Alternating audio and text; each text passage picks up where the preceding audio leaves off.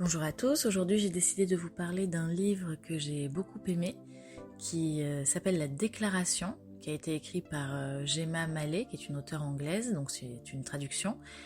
C'est un livre qui a été édité aux éditions Le Livre de Poche Jeunesse et qui se lit à partir de 13 ans. Donc l'histoire se passe en 2140. Le livre commence par une phrase du journal d'Anna. Mon nom est Anna, mon nom est Anna, et je ne devrais pas être là. Je ne devrais même pas exister, pourtant j'existe. Donc l'histoire se déroule dans une Angleterre futuriste où le remède pour devenir immortel a été découvert. Mais le problème à cette découverte, c'est que cela entraîne une surpopulation et un épuisement des ressources naturelles de la Terre.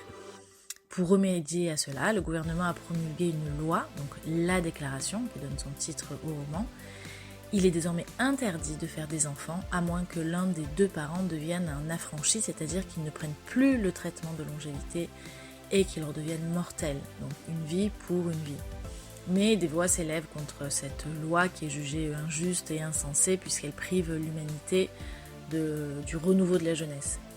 Donc un réseau souterrain s'organise et, conséquence de cette opposition, des enfants naissent dans l'illégalité et deviennent des surplus aux yeux de la société.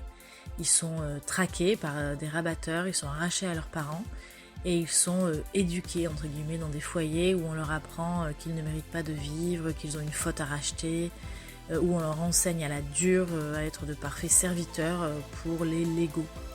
Et Anna, donc une adolescente, est l'une d'entre eux.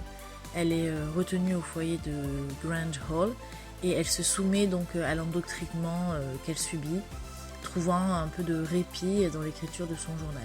Jusqu'au jour où l'arrivée d'un jeune garçon de 15 ans, Peter, va venir bouleverser sa vie. Alors qui est-il? Pourquoi semble-t-il la connaître? Eh bien, vous le saurez en lisant ce roman qui se lit vite.